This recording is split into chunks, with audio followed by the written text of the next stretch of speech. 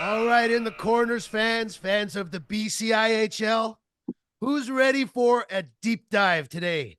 Okay, I don't know if you are, but we're calling upon the guys from the mainland, the Black and Orange crew.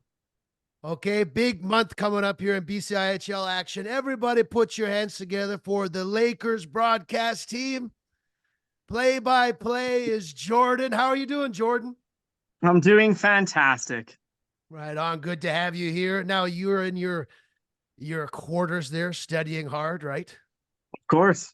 Right on. Good to have you here. And a partner in crime, currently residing in a fridge, locked away cold and ready for action.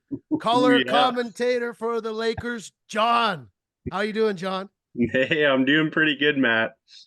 This is fun. We've finally got to have some Lakers insiders here. That's great. And a big month coming up for the Lakers. As we know, you guys are coming over to UVic. I think they're playing 3 times this month. Yeah, some big Mercy. games coming up. Going to be Mhm. intense. Jordan, let's start with you. How did you get into this play-by-play gig with the Lakers? Tell me about that. You know, funny enough, we've only done 3 games, so it just happened. But last year I worked with the game day operations, and this year they had an opening, and I forced John to come try it out with me because I've always wanted to do it. Yeah, And here we are, trying to be the best in the league. right on. And you guys are on your way. John, so how would you describe your broadcasting style, you guys? Are you guys thick as thieves, or what do you like in the booth? Just a bit relaxed. I like to touch on stats, like to touch on, plays that are happening in the game and kind of stuff like that. All right. Well, let's hear a little bit more about you guys later in the episode, but let's get into the Lakers right away here. Yeah, John, for sure. what's going on with this team this year? How would you describe the Lakers season from your perspective? It's been diverse for sure. They've had some ups and downs. They're middle of the pack kind of thing, but they're battling away out there every night. You could see them battle hard. 8-5 this year, one overtime loss. Jordan, what stands out to you as some of the characteristics of the Lakers team? Well, like John said, they work hard. I mean, the Yeah. defense they're always getting into it, always throwing big checks, battling hard in the corners, stuff like that. I noticed a huge change from last year where they wouldn't dump the puck in and go, chase it down and battle in corners, and this year they are. So love seeing that out of them. Now, what about the kind of the culture around the team? Head coach Kevin Bathurst, Coach Ryan. That's the big guy, right? Ryan. Yeah, Yeah, Mhm. yeah, he's a rad guy. yeah, And then it's Tyler, awesome. of Yeah. course. How would you, Jordan? Mhm. How would you describe kind of the culture around the team? What are the Lakers trying to build? I think we're trying to build up like a powerhouse in this league, to be honest with you. I love Yeah. that everybody takes it very seriously. We're all very committed to it. But not too much. Like it's a very good group of guys to be around. It's fun. It's fun to show up to the rink and work with them. It's a blast. So I think they're trying to build a real actual team here that, do some damage in this league. John, who are the leaders of the team? Kind of, is it Nemeth is the captain? Yeah, Nemeth is the captain, Yeah, but I think tell us some more of the leaders on the team on and off the ice. well, you got Nemeth and then you got even Bettinson on the ice leading, I think. And, KT Walters leading by example as well in his rookie season coming in here and putting up a nice amount of points, on their top two in the Lakers scoring. So they're both leading by example on and off the ice. And Simon Nemeth is just a good guy off the ice as well. Right on. What are No. his Simon Nemeth a shout out as a leader? Tell me more, Jordan, about the leadership for the Lakers. I think a lot of guys step up. I even look to a guy like DeShepper on the back end there. He's been around the team for a while, and he's always first to stand up for his teammates. And it's another guy, Brock Wallace, too, who isn't playing a lot this year, but I know is still around the team. And last Okay. year was the same. Just a stand up guy on and off the ice, especially when it comes to protecting teammates or if like being the first there to stand up for the boys. And I think a lot of guys do that. I think it's a great leadership group in that room. Now, the team is pretty offensively stacked. Don't you think? I was looking at them. Yeah. You got 7 players with 15 points or more. I noticed that kind of pops off to the page right away. So if the Mhm. Lakers are going to make a run at the championship here, are they going to score their way through it, or how's that working for you guys? I think maybe, but at the same token, with both Lemieux and Little in the net, I know Little's hurt, but with both of them in the net, I think they both play fantastic as well. And like I said, they got a lot of big boys on defense too that aren't afraid to not let anybody get to that crease. I think it'll be a mix of both. I think it's a little bit of both, very high scoring, but also very sound in their defensive end when they need to be and when they when they have to do that. So I think it could be a little bit of both. John, what do you think of the defensive core?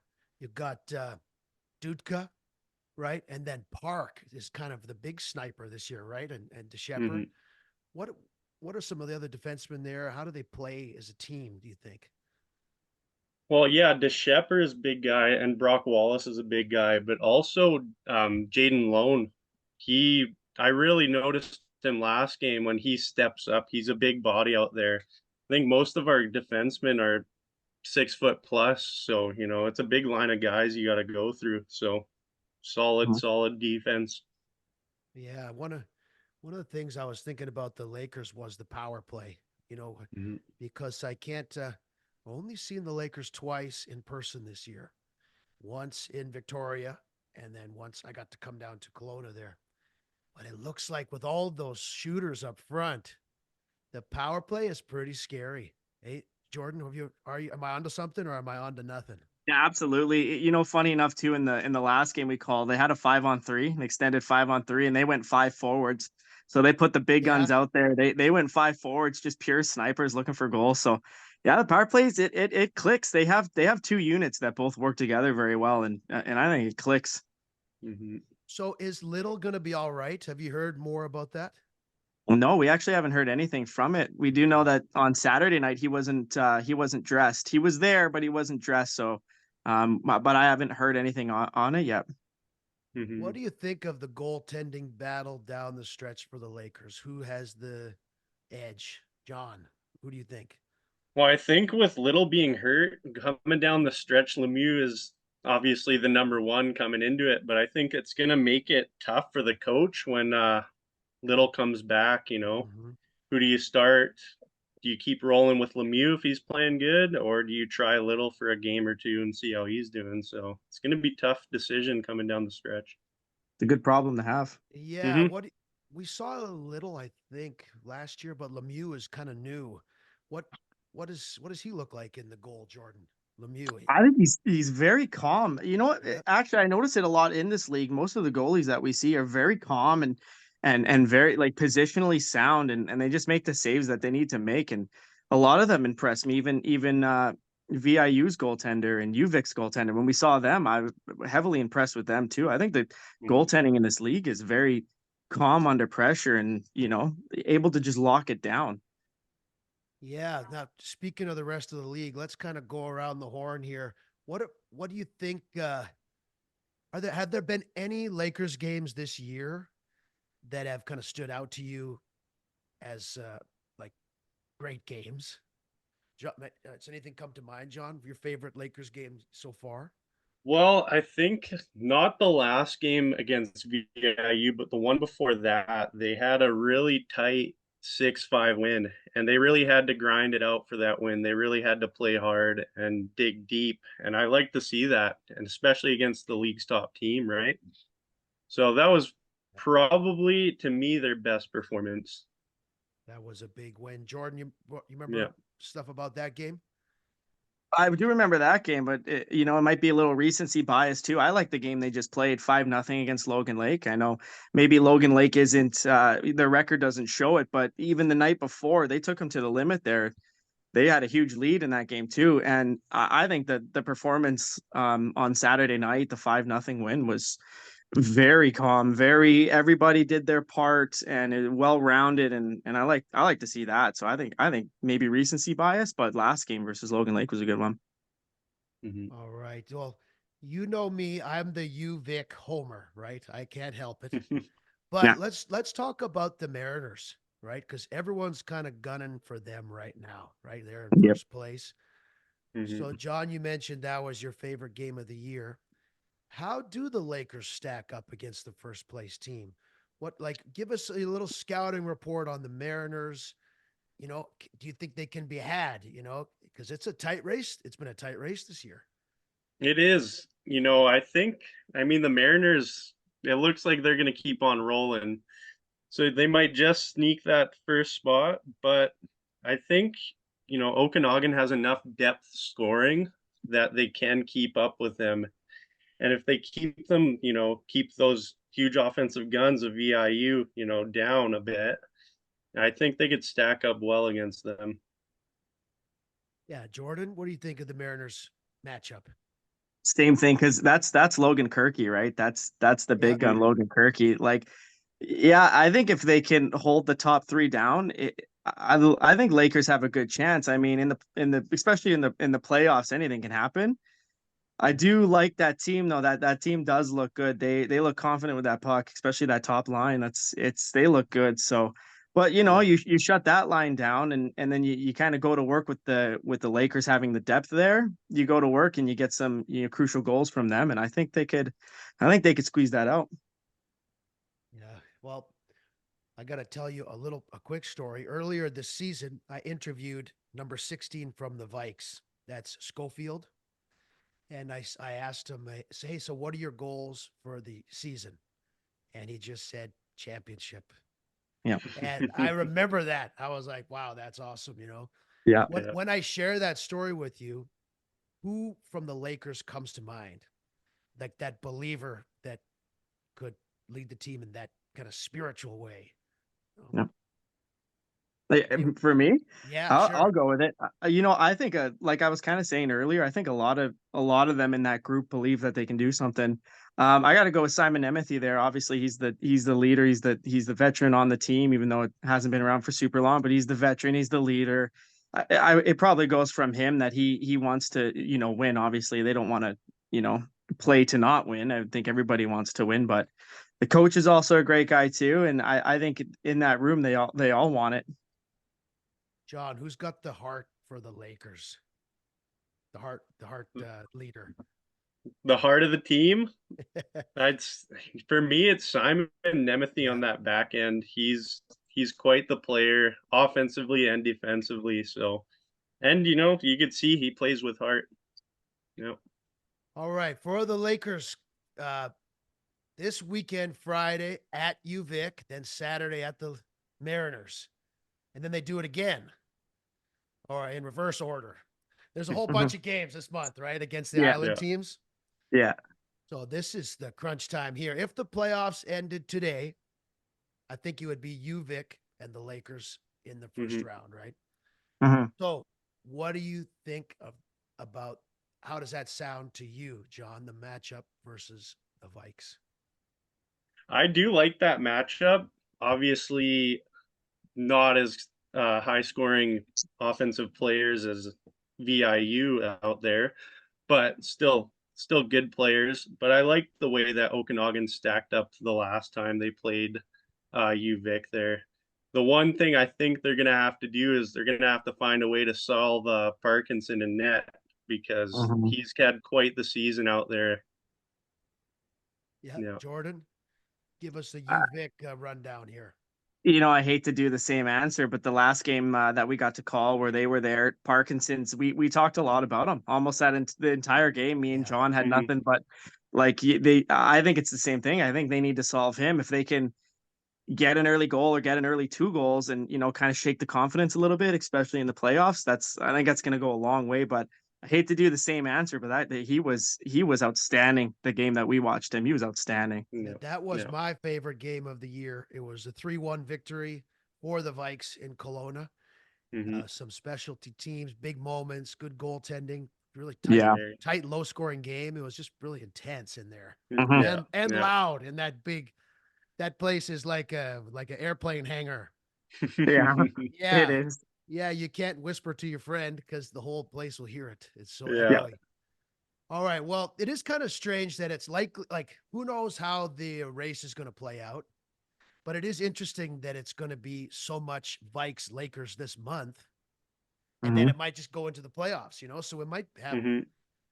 a ton of games with these guys right here, Lakers and Vikes. All right, well, I think we've been around kind of everything here. I guess the one thing we haven't talked about is the Miners and the Red Leafs. Um, how's it looking in those games this season against those guys? I'll take Well, it. we've Well, you yeah, go. No, it's all you. no, No, you no. sounded confident. You sounded confident. I was going to talk about I Logan Lake. yeah Um, Kind of like I touched on earlier. I think Okanagan played a really good game to make it 5-0. But at the same token, they had a short bench at the time. They played back to back. They played the night before. But with Logan Lake, I don't think those are in any way, shape, or form, regardless of their record, a gimme in any way. I think that the games that we've watched them before, they show up, they play hard, and maybe they just don't get the bounces, or the game goes the other way. But I do still like the way they play. I do still think they have some confidence up there, regardless of the record. And like I said, the 5-0 win, I don't think that speaks, super negatively of the Miners. I think it actually speaks good of the Lakers that they shut it yeah down, especially after the night before, that they came in with a different game plan and shut it down. But John, if you want to touch on SFU, I know I kind of cut you off there. No, no, that's okay. Yeah, but I feel like we've stacked up well against both of those teams. I mean, most of our wins this season have been against those teams, so it is going to be a tough stretch coming up in the up month. yeah We're playing obviously the top two teams in the league, so it's going to be hard to stay up there in the standings. So we'll see how SFU comes. They might even sneak up from behind. Who knows? yeah. You know? SFU took out Vikes about 10 days ago. They shut them out 2-0. Oh But yeah. but then the Vikes beat them twice this last weekend. So Hmm. uh, I like the parity in the league this year, a bit more closer games, and Hmm. it's been fun. So tell me, are you guys coming out to the island at all to watch the team? You guys going to I'm pack not. up the bus and or get the private jet or what? Yeah, private jet. Yeah, I think we'll do that. We have been asked that if we want to go do some games out there, that it's a possibility. Haven't touched on it a whole lot. I mean, we do want to do the games in the playoffs for sure. We do want to be involved in that, obviously. As for maybe this weekend, I don't think so. I mean, I'd love to, but Hmm. um, depends on the budget. Yeah, well. So tell me, is it Carmichael with the big mustache? John, you got a nice mustache there, but Carmichael has the league's best mustache. Am I right? Is that the guy? I think that's the guy. I think Yeah. that's the guy. Yeah. I think he's from Saskatchewan too. So he's circled in my program. Yeah. I've But heard they grow big mustaches out in Saskatchewan. yes. Yeah. Yeah. What who else do we have here? Boyarski has the biggest curve. Yeah. I have no idea actually. I can't tell. Oh yeah. Okay. Who you guys know any behind the scenes things here? Like who's the comedian of the bunch? I, I actually don't. I haven't. Yeah. I did love Brock Wallace last year, mainly because I was doing the time clock, and he was in the penalty box maybe Right. every 6 minutes, 8 minutes. So he was pretty funny in there. I got to know him pretty well in the box. That's about it though, as far as that goes for me at Yeah, least. the guys No. keep it pretty close, right? On the team. Like they Mhm. they don't show that side that much. Mhm. Mhm. Mm-mm. So hey, who are your favorite you guys got any favorite broadcasters or players or like who are your hockey influences here? Absolutely, I'll take Yeah. it. Jack Michaels on for the Edmonton Oilers. Jack and Louie. Right. Um, Almost every time that me and John talk about commentary, I like to reference them. I think they're fantastic. I'm an Oiler fan, but I do think they're Nice. really good. I like Jack Michaels. I like Louis DeBrusque. I like Kelly Rudy for the Flames too. He does the color. I like those guys, but Jack Michaels for me is 100% the pure inspiration, not even a question. That's you got to get the thing going, or it's like the Oilers Network or whatever. Well, it Yeah, says that yeah, Radio Network. Yeah, I yeah. got So to do you that. I'll you do that gotta for Okanagan. yeah you got to get your Lakers slogan in Yeah, there somehow. exactly. What about you, John? Any heroes, even players or broadcasters, any of the above? I mean, Not a whole lot. I grew up watching hockey my whole life. I listened to hockey in the van with my grandpa when we were going on road trips and stuff.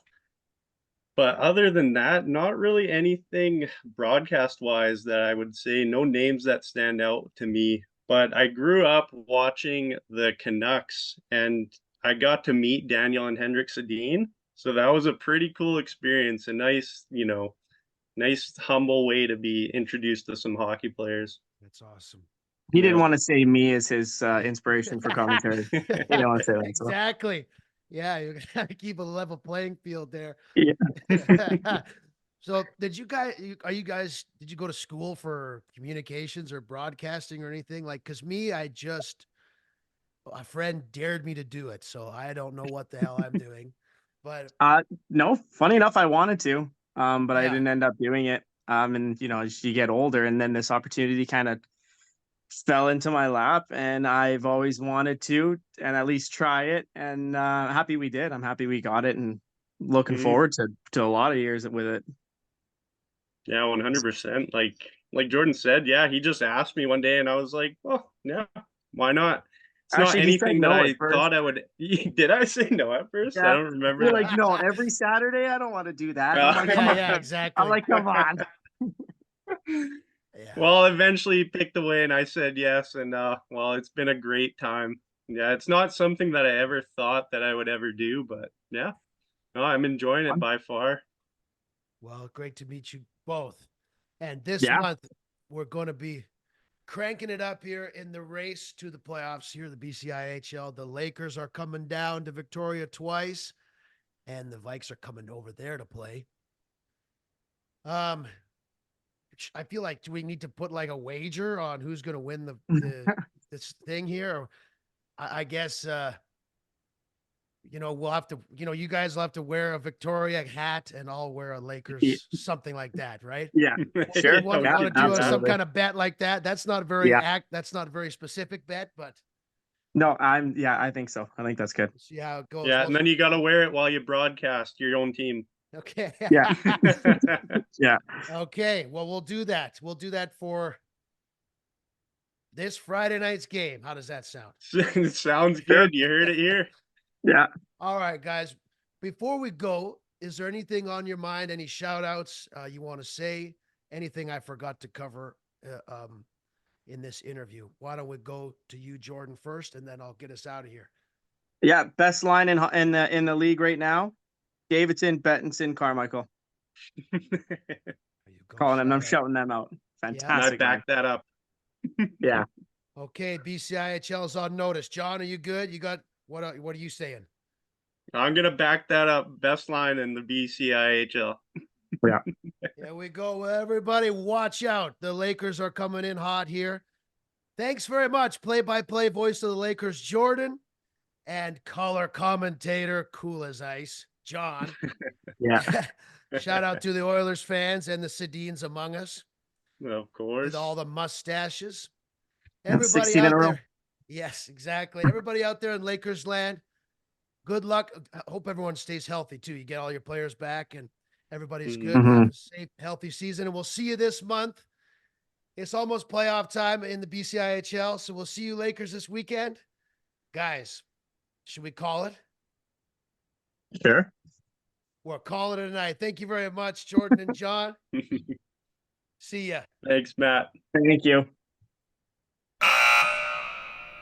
All right, in the corners, fans of BCIHL, we're back for another episode. Hope you're doing okay out there.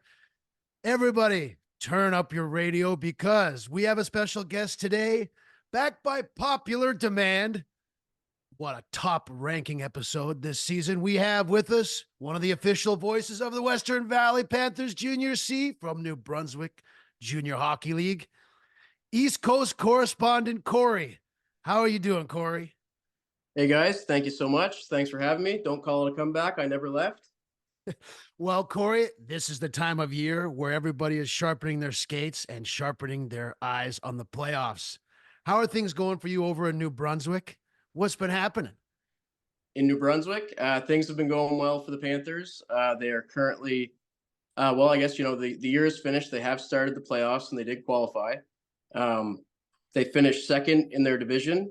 They went 14-10 this year with a 1-point edge, a home ice advantage in the playoffs over their rivals, the Southern Sting, who they're playing off against right now. The series has yet to start.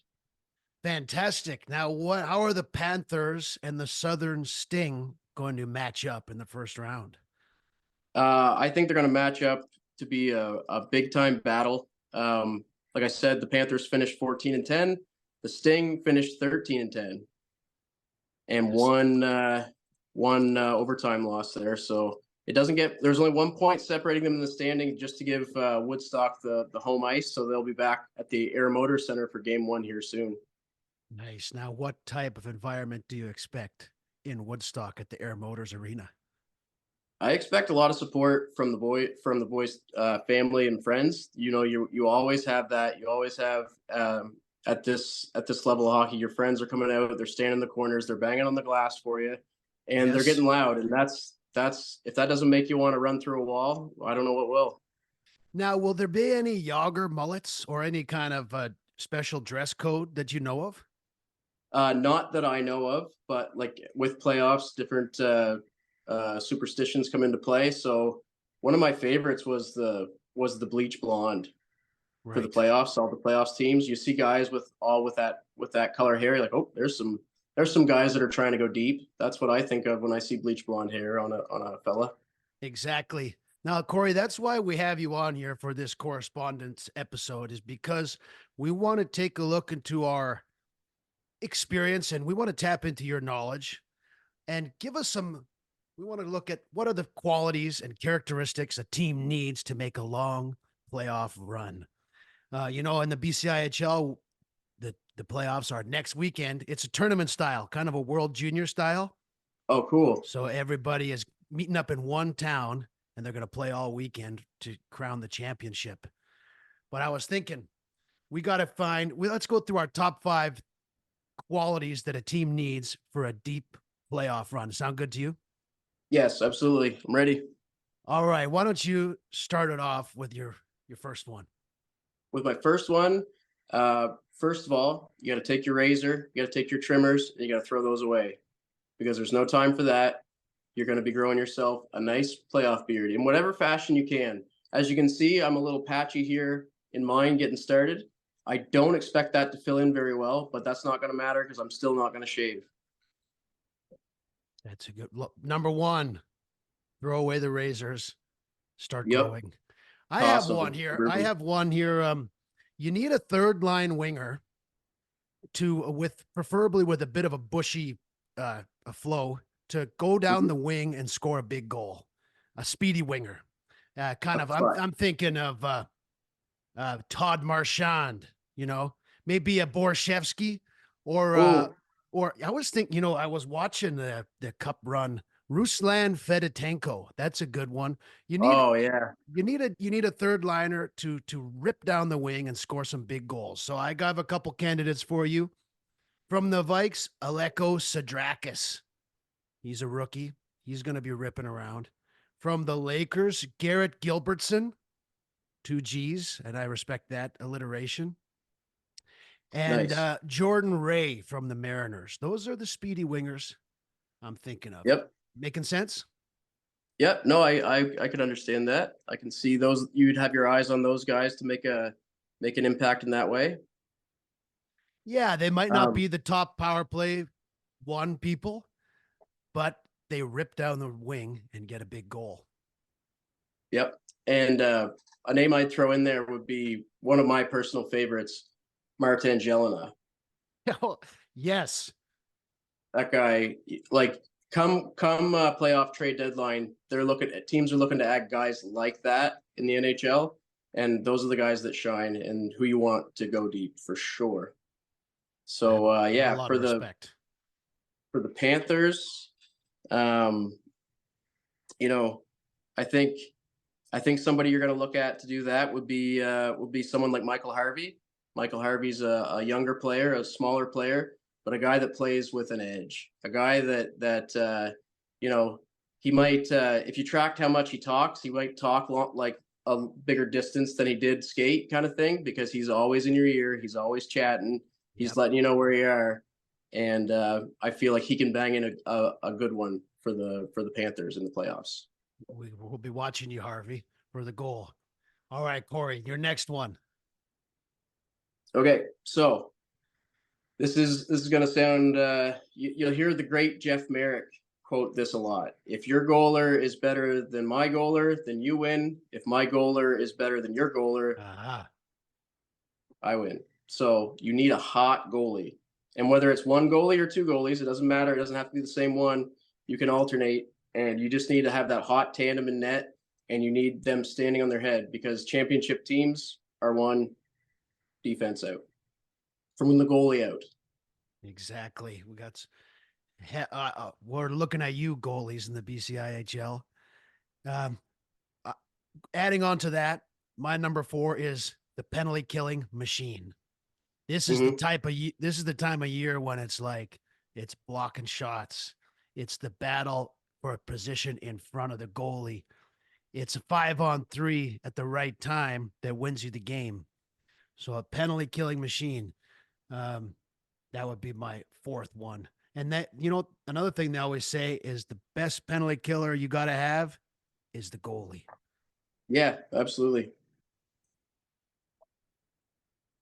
All right. On to the next one. We're into our top 3. Okay. So for number 3, you're going to have to give me a passionate home arena. Do you remember when the Hurricanes won the first time? How electric that arena was? Oh, you're like, no, but they had. It was against the Oilers, right? Yes, they had the siren, and it was North Carolina Flair country. Woo! Right. So you had the Nature Boy out there running the thing for him, or just a crazy playoff atmosphere, because that goes straight to your legs, and it can carry you a long ways when you don't have a lot left to give. Do they have now tell me this, Corey, are there many cowbells in the arenas out in New Brunswick? Yep, there's always one in every arena, I'm sure. Okay, now what other? Yeah, that's the thing out here that indicates a tight playoff matchup is a different noisemakers in the arena. Back home in Saskatchewan, a long plastic horn. That was kind of the move. And it kind of had a low bassy kind of horn sound, almost like a baritone or a tuba. And that's really appreciated in the arena, I remember. You remember those? Oh, for sure. Of course. Yep. Do you have many of the penny shakers? Tell me with the pennies what those are. Pennies in the plastic bottle, and they shake it really, really hard and loud. Like a Pepsi bottle or a something like that, but big, with just really shaking it, making a lot of noise. You should get a Nimbus, like a 5-liter Nimbus. A big 5-liter water bottle full of something, maybe. Like a really small Stanley Cup. I think Stanley Cups, the small ones, are 5 liters now. We're on to something there. Okay, another thing I was gonna say for a team for a long playoff run, they need to have one guy on the team who kind of represents kind of like a unique fashion kind of element. This can be like maybe a little bit poorly dressed or uniquely dressed. Maybe kind of a risque hairstyle or just something that stands out, a bit of a rallying point. Johnny Carmichael in our league has the stash. Tyson Lotard, a defenseman with a stash. On the Vikes, there's a new goalie named Brett Murphy. Now he's the backup goalie, but he's playing really well lately. He's got a long flowing kind of style with his hair and just a faint mustache. You need someone who's got, maybe like to put on some unique shoes or some kind of fashion statement the team can rally around. What do you think of that theory, Corey? Yep. I think I would agree, and that would kind of tie in with the bleach blonde hair, or like something that the team can get together and do to unite them. as crazy as it sounds, something like a hair or a stash or a certain player's t-shirt, if everyone has one, if everyone goes out and gets it, it's about rallying around each other in some way. And I think that's very powerful. Teams can get creative with this. We're talking like earrings, shaving your eyebrows, anything like that, like any kind of tattooing, anything Oh, true. within team rules that can really bring the team together. I'm a Mhm. believer in fashion when it comes to morale. Well, when you look good, you feel good. Yes. now what are we at? What are we at here? Two more to go. I think two more to go. Yep. And then we got to talk music. But Yes. Corey, over to you. What's the next one on your mind? Okay, so for the next one, I'm thinking of a very special defensive performance. You know, a defenseman that you can really lean on, and he's probably your strongest skater. He's probably got the most endurance, and he's going to be out there half the game. He's the guy you rely on to just lock it down and play those safe minutes, play the big dangerous minutes against the other team's top lines. And I'm thinking Scott Niedermayer. I'm thinking of Chris Pronger. Remember the year that they played together? I think they were on separate lines, and Niedermayer would play basically half the game, and Pronger would play half the game. Yeah. And then you had Frankie Boschman out there, doing whatever. I think it's important to have a defenseman who can step up and lead and really take control of big minutes in the game that a coach can trust. I think when you have that, deep playoff runs are going to happen. Oh, yes, for sure. Reminds me of Duncan Keith, Drew Doughty from that era. And recently, Peter Angelo, last year. Yep. Am I on the right track there? No, absolutely. And Yep. you talk about the World Junior style tournaments that you guys have now.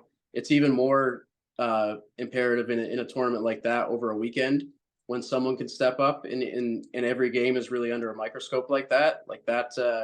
That's when a player can really step up. Vic, the captain, there is a defenseman, Dan Gattenby. He will kind of be relied on for that.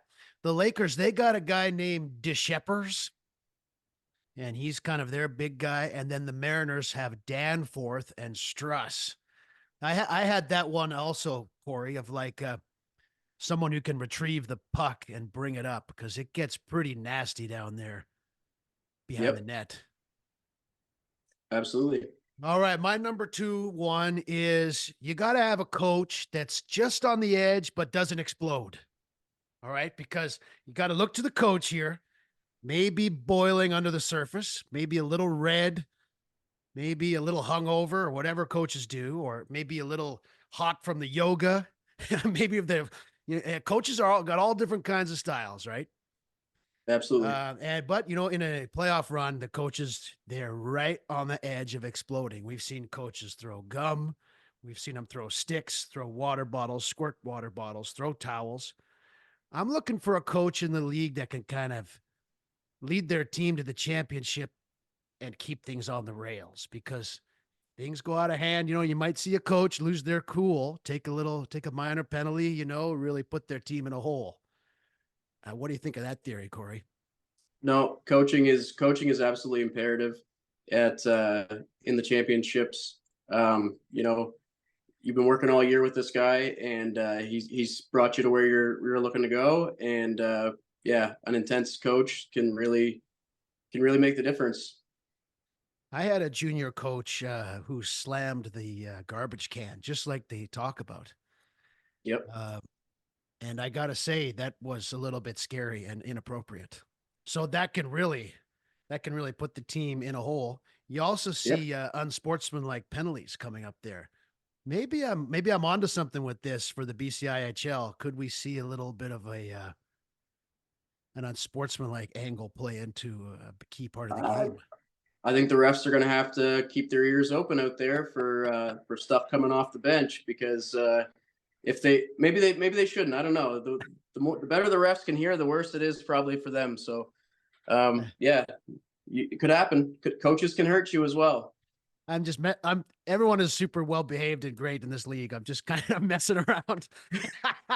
The Vikes coaching staff, they're like the best people you could ever meet. They're like Yep. young players that just graduated and have their own stuff going on. But you never Oh, know. that's great. You never Could know. happen. Sometimes the passion gets to you. Yep. Okay, before we get into the music, we're down to our last one. I wonder if we have the same last one. That would be interesting. Corey, what's the number one things that you need for the team for a deep run? Well, for a deep run, I think you just said it. You had just said it. It is the passion, and you need to believe in yourself and in your teammates. Because if you don't believe in yourself and your teammates, then what are you really doing there, right? If you're not willing to take a hit to make a play, if you're flinching before you make a pass because you're not sure if your teammate's going to be there, you have to fully commit and fully believe and just give yourself to the team and give yourself to the game. And that's when magic happens. That's when it's really a special time between players out there on the ice, and that's what the game's about. Love it. Let's just end it with that one. That's the way it is. For the Vikes, the captain last year, he had a point per game, offensive defenseman. This year, just a handful of points, but it's almost like he's playing better. It's kind of hard to describe. Interesting. It's like he's leading the team a bit better, but not scoring all the points. So that makes me think of that playing with the passion and doing the little things, Exactly, right? Like you're playing more for the team than you are for yourself and filling the scoreboard. And yeah, maybe he's taken on a different role with the team, and someone else has stepped up and is able to score, and he can do his thing on the back end and maybe kind of shut him down a little bit. Yeah, exactly. For the Mariners out here, their captain's name is Gavin Rouser, and he's a graduating player. So this is his last chance at the Cup. They went 17-3, so they're the prohibitive favorite going in there. So that's the other angle to this I was thinking of, is like pick a one teammate to rally around as their last kick at it, kind of Anderchuk, Bork, that type of thing, or get the emotional leader like an Iginla or something like that. SFU, they got a guy named Wagner. He's got kind of an Iginla thing going on, so yep, got to pick one guy to rally, win one for the captain, right? Yeah, no, exactly. And that's very important to kind of help with someone chase what they're after can be very motivating. So I agree. Now, Corey, you and I, one thing that is the tops of all, if you're going to win the Cup, you got to have good music. You got to have a theme. Oh. You got to have a theme song. You got to crank it up in the dressing room. Win or lose, you got to push the right buttons on the aux cord. I know that each team, they have their own theme song, but why don't you give us a list of a few jams that you would recommend for a championship team? So a championship team, to me, your warm-up song must include it must include some Bush. Machine Head. Oh, nice. If you aren't coming out to Bush Machine Head, I'm not sure who's running your music, because it's not me. I think that's a right off the top of the head, would make me run through a wall. So that's one. And it's tough for me to say what song teams have rallied around throughout the year, but I know for myself, a team or a song that we rallied around was Bro Hymn by Pennywise. Yes. A very emotional song, a very bro heavy song, and lots of sing-alongs, and that was one that we would sing in the locker room together and really get emotional about. So whatever that song is for you and your team, you need to take that in the playoffs, and you need to listen to it loud. Yeah, you need to almost be having it playing in your mind throughout the day. Yep. I like your kind of direction going to punk rock with Pennywise. I was thinking Rancid, Ruby Soho. The band Goldfinger had this song Superman, kind of a ska, kind of a skateboarding kind of thing. Not for a serious moment, but just, for maybe before the game, kind of messing around. Yep. No, I agree. Something to keep it light. With Bush, I kind of like Rage Against the Machine. I like Testify, that kind of thing. Yep. And then No, absolutely. you can't forget an artist such as 50 Cent, something like that. Mix in something like 50 Cent, Kendrick Lamar, that Yep. type of thing, because you want Yeah, a well, little. you don't want it to be the same. You don't want it to be all monotonous. You want to change it up a little bit. But yeah, absolutely. Kendrick Lamar, 50 Cent, The Game, some of those artists are would fit very well. Yeah, I think Kendrick Lamar could really kind of put an edge on you as you go into the corner to to battle with for the puck. Yep. Um, A song that that also gets me fired up is by Motorhead. It's called "The Game," and it is you might recognize it as the theme song for Triple H, the pro wrestler.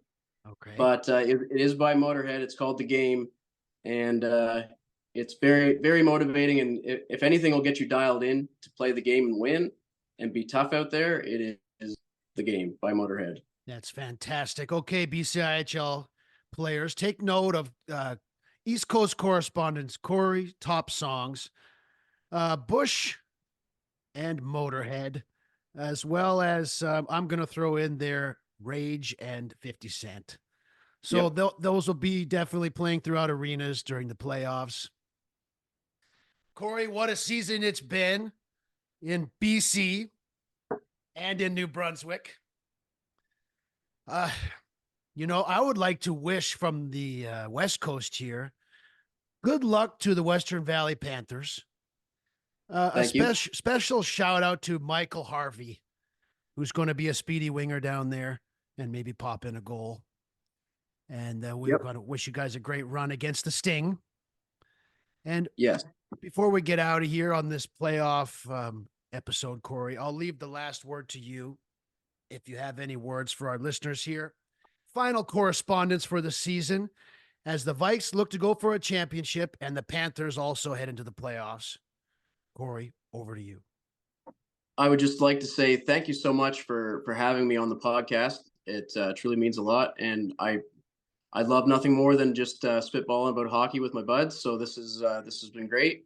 I'd like to wish the Vikes much success in the playoffs, and I know the Panthers are going to give it their all. And I just like to say, have fun, respect yourself, respect your teammates, and keep your stick on the ice. Exactly, Corey. Thanks for getting in the corners with us. Maybe we'll see you in a few weeks with a little Yeah, I think hardware, so. but we'll see how it goes. All right, sounds good. Thanks, everybody, for listening. We're out of here. All right, see you guys.